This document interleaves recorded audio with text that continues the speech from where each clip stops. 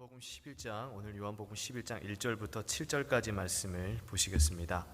요한복음 11장 1절부터 7절까지 말씀을 제가 봉독하겠습니다. 어떤 병자가 있으니 이는 마리아와 그 자매 마르다의 마을 베다니에 사는 나사로라. 이 마리아는 향유를 주께 붓고 머리털로 주의 발을 닦던 자요, 병든 나사로는 그의 오라버니더라. 이에 그 누이들이 예수께 사람을 보내어 이르되 주여 보시옵소서, 사랑하시는 자가 병들었나이다 하니, 예수께서 들으시고 이르시되 이 병은 죽을 병이 아니라 하나님의 영광을 위함이요 하나님의 아들이 이로 말미암아 영광을 받게 하려 함이라 하시더라. 예수께서 본래 마르다와 그 동생과 나사로를 사랑하시더니 나사로가 병들었다 함을 들으시고 그 계시던 곳에 이틀을 더 유하시고 그 후에 제자들에게 이르시되 유대로 다시 가자 하시니. 성도 여러분 안녕하셨습니까? 오늘도 여김없이 하나님의 날, 또 하나님의 시간에 하나님의 장소에 오신 모든 분들, 하나님께 예배드리기 위하여 예배 참석하신 모든 성도님들 진심으로 환영합니다. 한 어린 소녀의 귀한 찬양이 있었는데요, 그 찬양의 제목이 이제 유전이었습니다. 유전.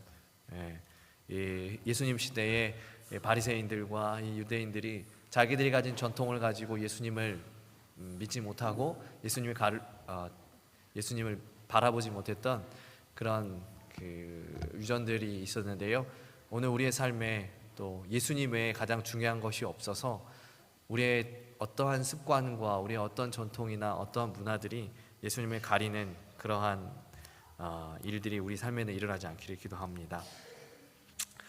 오늘 본문의 말씀은 우리가 익히 아는 그 나사로의 죽음의 이야기가 이제 첫 부분입니다.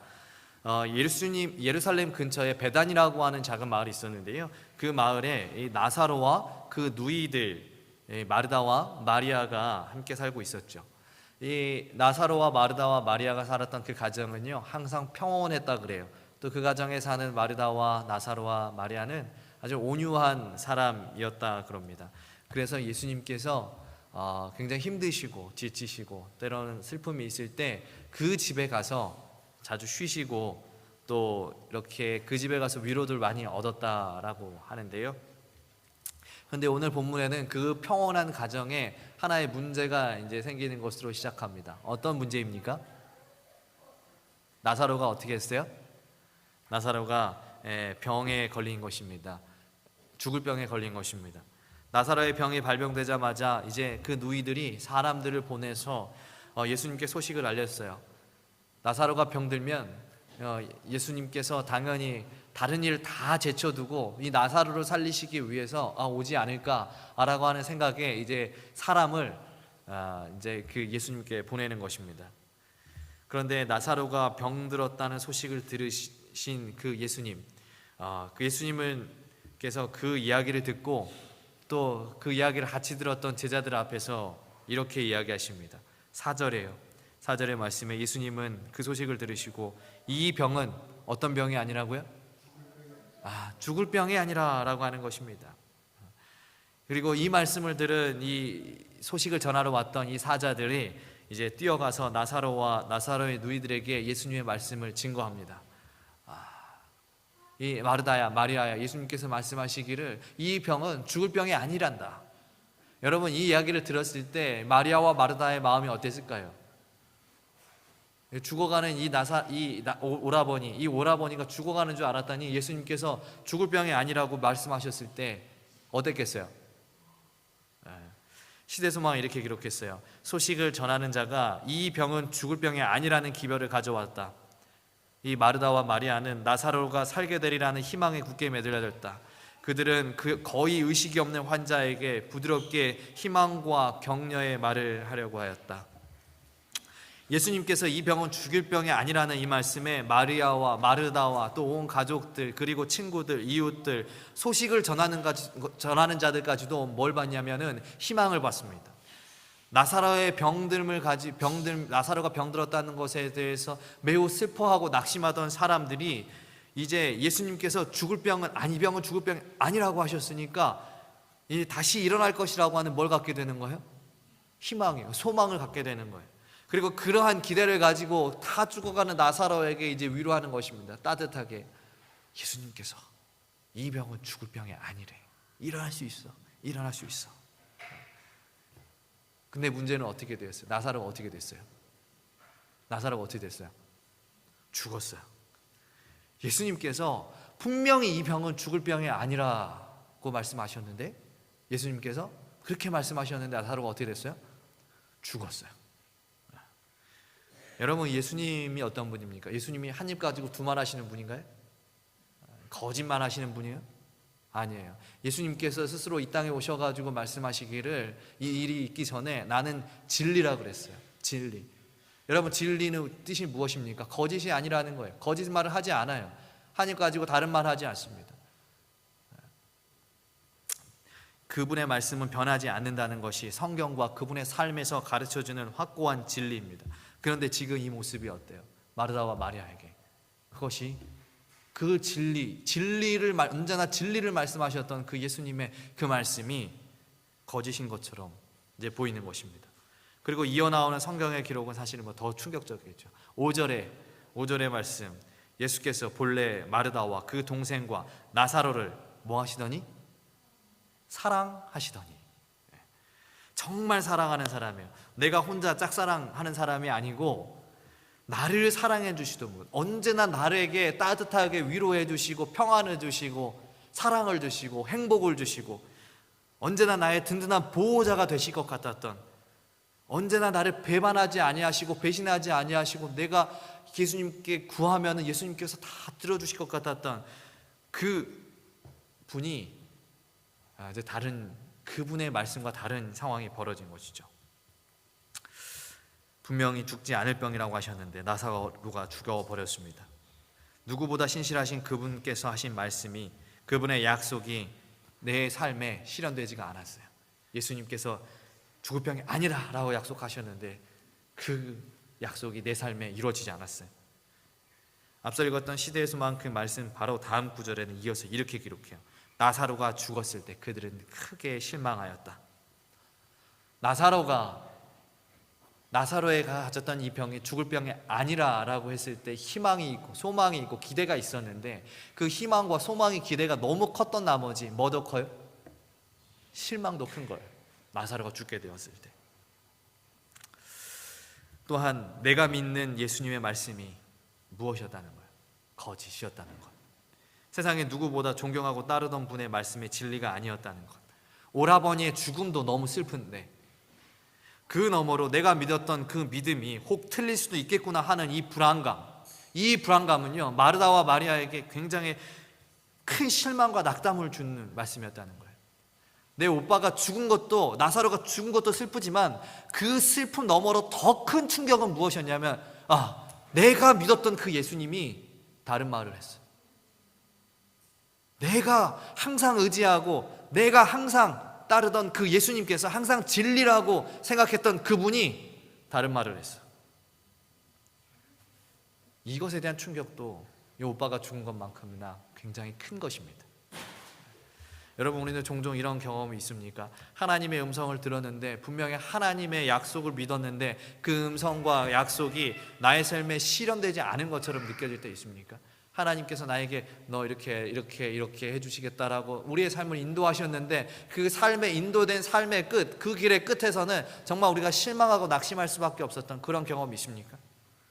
분명히 믿음의 자녀로서 하나님의 말씀에 충성되이 살아가면서 하나님께서 이렇게 말씀하신 것들을 다 지키면서 열심히 신앙생활하면서 그렇게 살았는데 그 하나님께 믿고 신앙생활하면서 살았던 그 모든 삶의 보상을 내 삶에 이루어지지 않은 것처럼 느낄 때, 그 말씀이 현실이 되지 않은 것처럼 느낄 때, 혹은 하나님께 우리가 배신당하고 배반당하는 것처럼 느껴질 때, 그때 아마 우리는 마르다와 마리아처럼 실망하게 될 것입니다.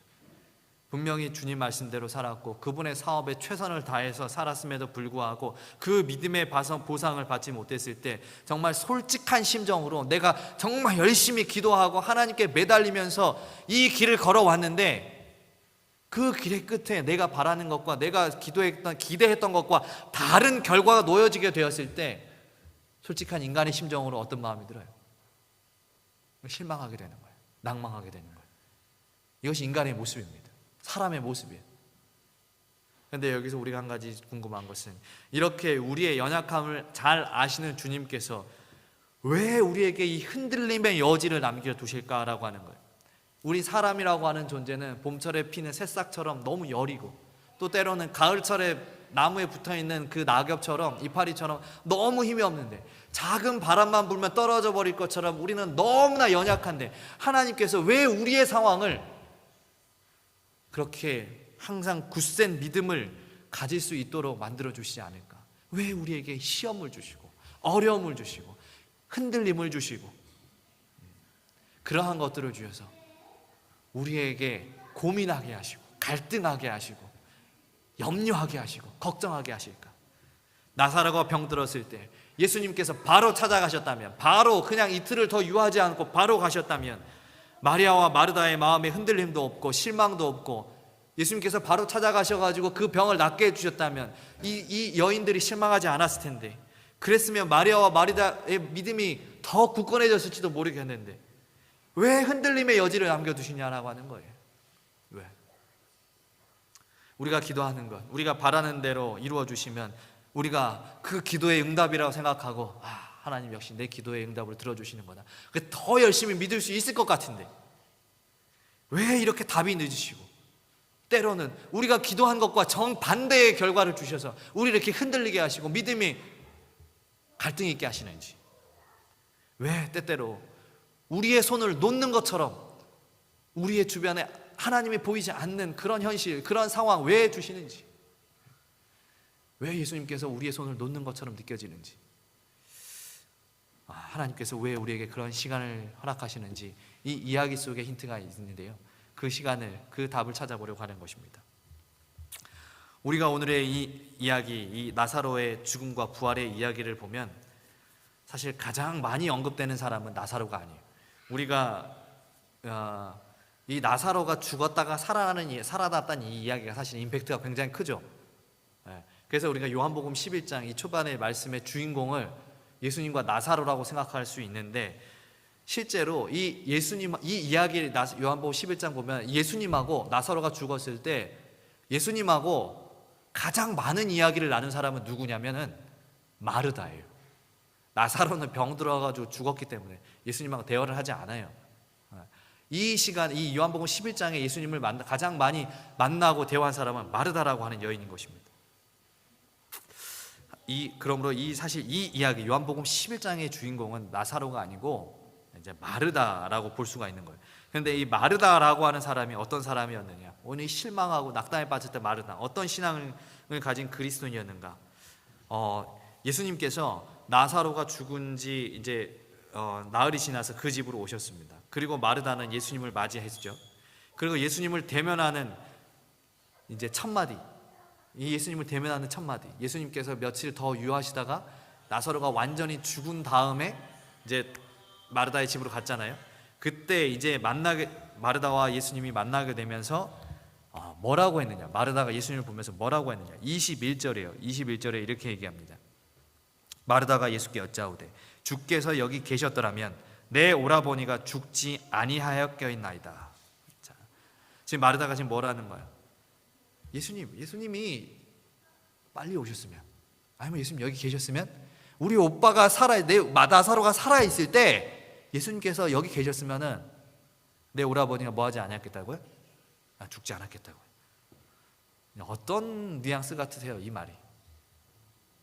원망해 보는 거예요. 지금 원망해 보는 거예요. 예수님 다른 사람 많이 고쳐 주셨잖아요. 아예 모르는 사람, 심지어 옷깃만 스쳤던 그 혈루병 여인도 고쳐 주셨잖아요. 그런데 예수님 정말 사랑하는 사람, 예수님의 가장 사랑하는 친구, 내 오라버니는 왜 안 고쳐주셨습니까? 말하는 거예요. 그게 또 22절에 이렇게 얘기합니다.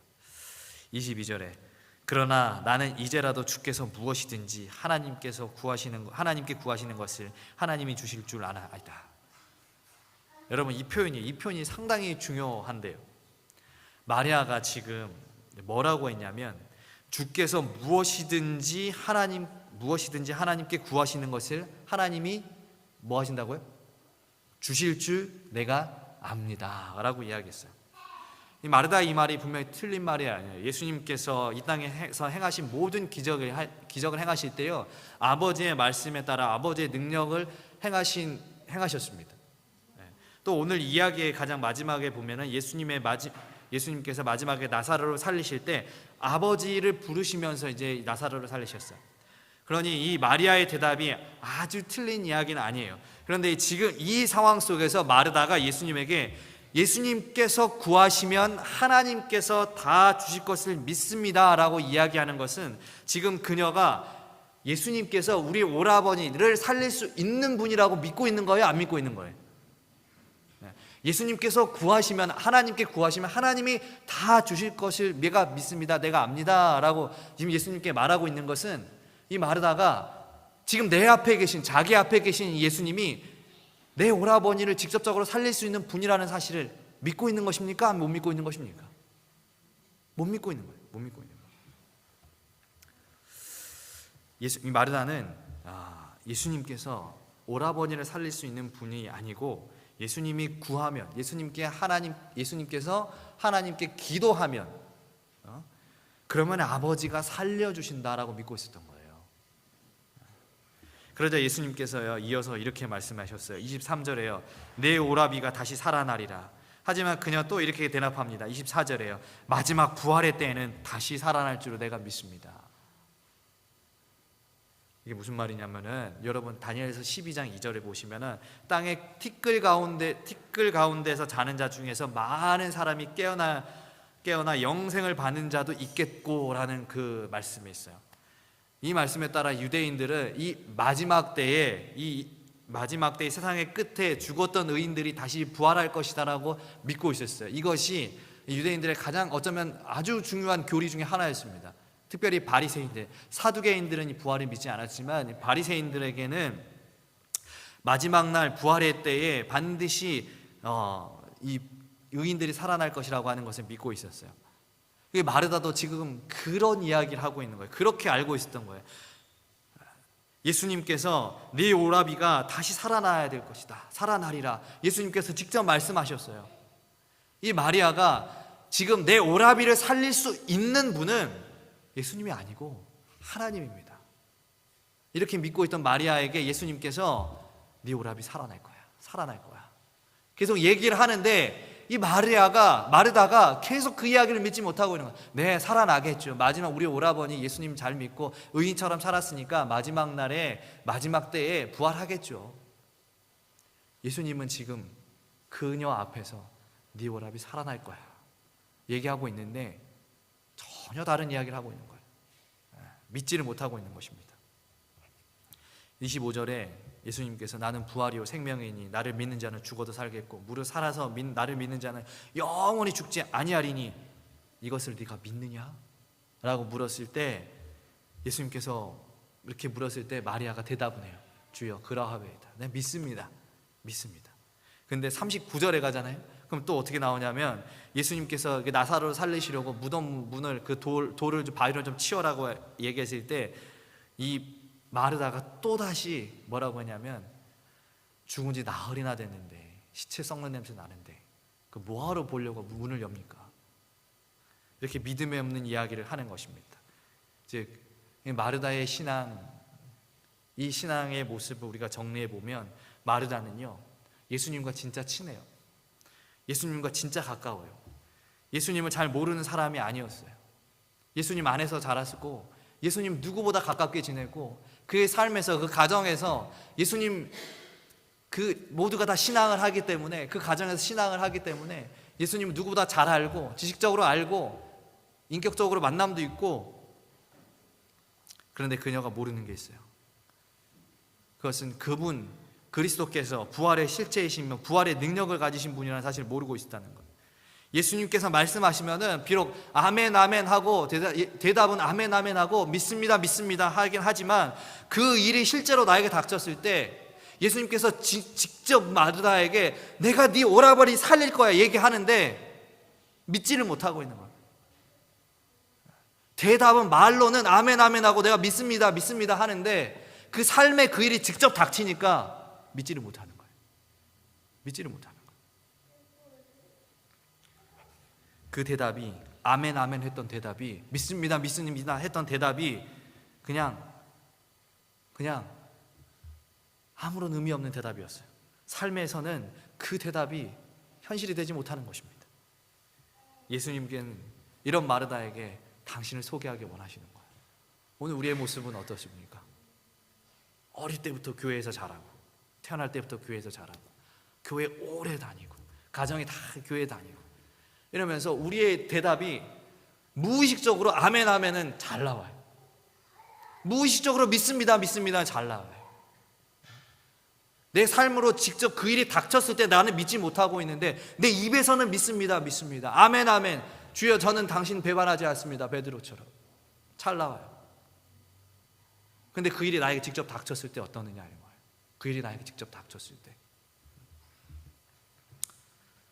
예수님께서 나에게 물었던 것, 내가 대답했던 것들, 대답했던 아멘 아멘 했던 그 이야기들, 그 일들이 내 삶에 실제로 닥쳤을 때 오늘 마르다처럼 실제로 믿지 못하면서 대답만 하고 있지는 않는가? 오늘 우리의 삶은 그러한 신앙이냐 아닌가? 우리는 고민해 봐야 하는 것입니다. 예수님은 이런 마르다에게 당신을 소개하기 원하셨습니다. 나의 사랑하는 친구, 내가 정말 좋아하고 아끼는 친구에게 내가 어떠한 사람인지 소개하고 싶었어요. 나는 부활이요 생명이라고 물었을 때 주여 그러하외다 라고 대답했던 그녀의 말이 단순한 대답이 아니요 그녀의 실제적인 믿음이 되게 하시기 위해서 예수님은 그녀를 잠시 홀로 있는 것처럼 느끼게 하셨다는 것입니다. 예수님은 그녀에게 그녀의 신앙, 그녀의 믿음을 더 굳건하게 세우시기 위해서 그녀에게 잠시의 힘든 시간을 허락했다는 거예요. 이 병은 죽을 병이 아니라 라는 대답을 듣고 나사로가 죽었을 때 그녀는 예수님께 버림받은 것처럼 느껴졌다고 시대에서 막 이야기하고 있어요. 믿었던 예수님께 버림받은 것처럼 느껴졌다는 거예요. 하지만 예수님은요, 여러분, 그녀를 버리지 않으셨어요. 그녀는 그렇게 느꼈을지 모르지만 사실은 그녀에게 예수님은 더 큰 은혜를 주시기 위함이었다는 거예요. 그리고 그 은혜가 무엇이냐? 바로 예수님을 아는 은혜인 것입니다. 단순히 머리로 아는 은혜가 아니라 말로만 아멘 아멘 믿습니다 믿습니다 아는 그런 믿음이 아니라 내 삶의 경험으로 아는 은혜예요. 내 삶으로 믿는 은혜를 가르쳐 주시기 위해서 예수님께서 그녀가 잠시 버려진 것 같은 그러한 상황 속에 상황을 만들어 주셨다라고 하는 것입니다. 그리고 예수님께서는 나사로가 완전히 죽었을 때, 죽은 지 나흘이나 지나서 부패해져서 냄새가 났을 때, 도저히 그 회복의 기미가 보이지 않았을 때 말씀하셨습니다. 나사로야 나오라. 그렇게 살아난 이 오라버니의 모습을 보고 마르다는 그날 자신이 몰랐던 부활의 구주를 알게 되었습니다. 내가 입으로만 대답했지만 내 삶의 경험으로 없었던 예수님, 그냥 누군가의 이야기를 듣고 예수님 좋은 분이다 이렇게 우리가 믿을 수 있습니다. 그러나 내 삶으로 만나지 못했던 그 예수님, 내가 직접적으로 체험하지 못했던 예수님, 그 예수님을 오늘 마르다는 만난 것입니다. 그 예수님을 만나서 이제 그녀는 알게 되었어요. 예수님을 알게 되었어요. 예수님이 어떤 분인지 알게 됐어요. 그 부활의 실제이시오, 세상의 모든 것들을 말씀으로 창조하신 우리의 창조주요, 우리의 구원자라는 사실을 마르다는 그 사실을 알게 된 것입니다. 그 전에 알지 못했던 예수님, 너무나 사랑하고 너무나 좋아하고 너무나 존경하면서 너무나 가깝게 지냈지만 제대로 알지 못했던 그 예수님, 그 예수님을 오라버니의 죽음이라고 하는 슬픔과 실망을 통해서 이제 그냥 깨닫게 되었다는 것이죠. 우리가 앞서 말씀드린 것처럼 우리가 믿음대로 살았음에도 불구하고 삶의 축복과 은혜가 없는 것처럼 느껴질 때가 있습니다. 아니, 그것을 넘어서 마르다처럼 힘듦과 슬픔의 시간, 혹은 하나님께 버려진 것처럼 느껴지는 그러한 시간을 우리가 당할 수도 있습니다. 그럴 때 우리가 우리의 인생에 있다라고 하는 거예요. 그런데 우리가, 여러분 생각해 보세요. 어린 아이들을 키울 때요, 아이가 일어서고 걷고 달리기 하기 위해서 우리가 어떻게 해야 됩니까? 어린 아이들을 키울 때, 갓난 아이가 이제 일어나고 걷고 달리기를 해야 될 때 그 부모님이 그 손을 계속 잡고 있으면 됩니까? 안 됩니까? 안 돼요. 그 손을 잠시 놔야 이 아이가 스스로 뭐 할 수 있는 거예요? 일어날 수 있고 걸을 수 있고 뛸 수 있는 것입니다. 잠시 그 손을 놓아야 되는 것입니다. 그런데 잠시 그 손을 놓을 때 이 아이가 일어나기 위해서 수천 번 넘어질 때, 그때 부모님의 마음도 아프고 이 아이도 넘어지면서 아프지만 그러한 시간을 겪어야 어떻게 되는 거예요? 그 아이가 일어날 수 있는 것입니다. 그 아이가 넘어지는 것이 마음이 아프고 쓰라리다고 해서 그 손을 언제까지나 잡고 있으면, 평생 그 손을 잡고 있으면 아이가 일어나지를 못하는 거예요. 하나님께서 오늘 우리에게 예수님께서 오늘 우리에게 이러한 사실을 알려주시기 원해요. 우리의 믿음이, 우리가 정말 하나님의 말씀대로 살았음에도 불구하고 축복이 없는 것처럼 느껴질 때, 왜 세상에 저 하나님 안 믿는 사람들이 우리보다 더 잘 나가는 것처럼 느껴질 때, 내가 열심히 살았는데, 하나님의 말씀대로 살았는데 왜 나에게는 이게 삶의 고난의 시간이 계속 닥쳐오는지, 그런 시간이 느껴질 때 정말 하나님이 우리의 삶에 계시기는 한지, 하나님께서 나를 보호하시기는 한지, 그러한 사실들이 그러한 우리의 마음이 생길 때, 여러분, 그 시간은 하나님께서 우리를 더 단련하시기 위해서, 우리가 더 일어설 수 있도록, 걷고 달릴 수 있도록 우리의 손을 잠시 놓고 계시는 시간임을 여러분 기억하시기 바랍니다. 하나님은 우리를 절대 버리지 않습니다. 하나님은 언제나 우리의 손을 반드시 끝까지 잡고 계셔요. 시대의 소망 528페이지에 이렇게 이야기합니다. 주님께서는 모든 시험과 시련을 통하여 그들을 더욱 굳건한 믿음과 더욱 풍성한 사람으로 만들어 내실 것이다. 예수님께서 하시는 사역이 이거예요. 모든 시험과 시련을 통하여 우리에게 더욱 굳건한 믿음과 더욱 풍성한 사람으로, 영적으로 풍성한 사람으로 만들어 주신다라고 하는 거예요. 이 말씀처럼 우리가 당하는 모든 어려움들, 외로움의 시간들, 힘듦의 시간들, 그 시간들이 우리에게 더욱 강해지는, 굳건해지는 시간이 됨을 기억하시길 바랍니다. 오늘 시간에 마치 예수님께 버려진 것처럼 홀로 서 있는 한 여인을 보았습니다.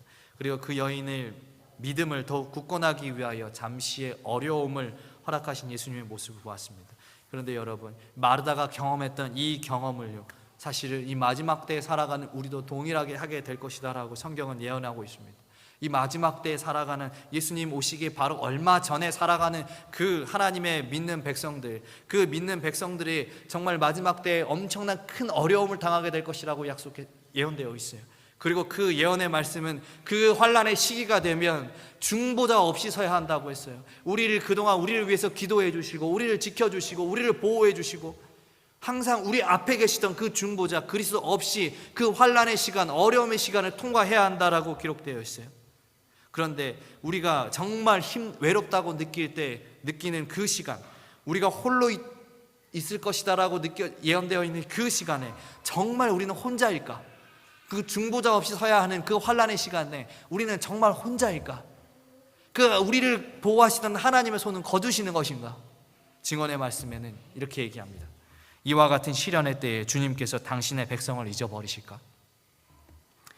그분께서는 홍수전 세상에 심판하실 때에 충성된 노아를 잊어버리셨던가? 그분께서 하늘에서 불을 내려 평원의 도시들을 태워버리실 때에 롯을 잊어버리셨던가? 그분께서는 애굽에서 우상 숭배자들에게 둘러싸여 있는 요셉을 잊으셨던가? 그분께서는 이세벨이 바알 선지자들의 운명과 같이 만들겠다고 엘리야를 위협하는 맹세를 했을 때 그를 잊어버리셨던가? 그분께서는 풀무불에 던져진 훌륭한 새 청년을 잊으시거나 사자굴에 들어간 다니엘을 잊으셨던가? 비록 원수들이 그들을 옥에 가둔다 할지라도 감옥의 벽에 그들의 영혼과 그리스도와의 교통을 차단시킬 수는 없다. 비록 원수들이 우리를 옥에 가둔다 할지라도 감옥의 벽이 우리를 그리스도와 차단시킬 수 없다라고 하는 것이 그 환난의 시기에 우리에게 주어진 예언입니다. 주님께서 당신의 백성을 한 번이라도 잊어버린 적이 있었던가? 노아를 잊어버리셨던가? 다니엘과 그 친구들을 잊어버리셨던가? 엘리야를 잊어버리셨던가? 요셉을 잊어버리셨던가? 애굽에서 고생하는, 힘들어하는 그 이스라엘 백성들을 주님께서 잊어버리셨던가? 한 번도 잊어버리신 적이 없다. 이 환난의 때, 마지막의 때, 우리가 홀로 있는 것처럼 느껴질 때, 내 삶에 아무도 보이지 않고 하나님 그 음성, 우리가 외쳐도 하나님께서 우리 음성을 응답하지 않는 것처럼 느껴질 때, 그때도 하나님 우리를 잊어버리지 않으신다는 것입니다. 환난할 때, 가장 힘들어할 때 하나님은 절대 우리를 홀로 내버려 두지 않으실 거예요. 이사야 49장 말씀에 하나님은 우리를 당신의 손바닥에 새기셨다고 그랬어요. 그 손바닥에 새겨진 사랑은요, 여러분, 어느 때에도 지워지지가 않는 거예요.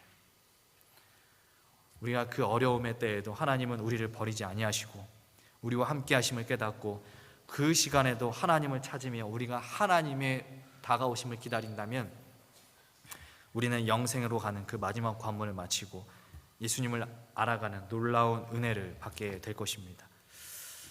성도 여러분, 오늘 이 시간, 오늘 우리에게 잠시의 어려움이 허락되었을지 모르겠습니다. 하지만 여러분 기억하십시오. 그 모든 시간들은 우리가 예수님을 아는 은혜를 받을 수 있도록 예수님께서 준비하는 시간입니다. 우리의 믿음이 굳건해지도록 예수님께서 우리를 준비시켜 주시는 시간입니다. 그 시간이 우리에게 너무 힘들더라도 여러분 홀로 있다고 생각하지 마십시오.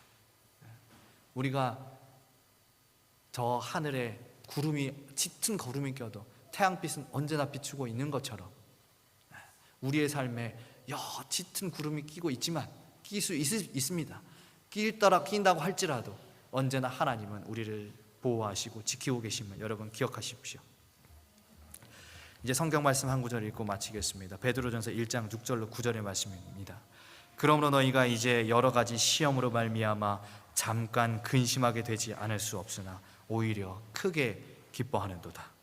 너희의 믿음의 확실함은 불로 연단하여도 없어질 금보다 더 귀하여 예수 그리스도께서 나타나실 때에 칭찬과 영광과 존귀를 얻게 할 것이니라. 예수를 너희가 보지 못하였으나 사랑하는도다. 이제도 보지 못하나 믿고 말할 수 없는 영광스러운 즐거움으로 기뻐하나니 믿음의 결국 곧 영혼의 구원을 받음이라. 너희가 이제 여러 가지 시험으로 근심할 수 있겠지만 그 시험으로 얻어지는 믿음, 귀한 금보다 더 소중한 그 믿음으로 너희가 결국 구원을 얻게 될 것입니다. 여러분, 이제 모두가 시련으로 연단된 믿음을 가지셔서 구원을 얻게 되기를 간절히 바라며 오늘 말씀 마칩니다.